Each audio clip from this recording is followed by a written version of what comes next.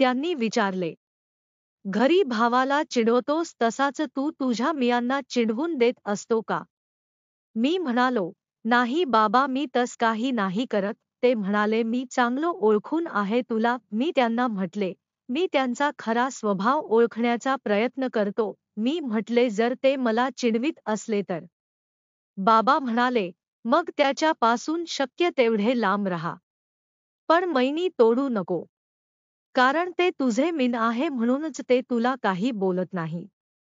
आणि त्यांनी तुझ्याशी मैनी तोडली तर ते तुझे क्षणू बनेल. आणि तुला यास होईल. म्हणून त्यांचा आतला स्वभाव हा कधी बघू नको. त्यामुळे तुझा यास हा कमी होईल.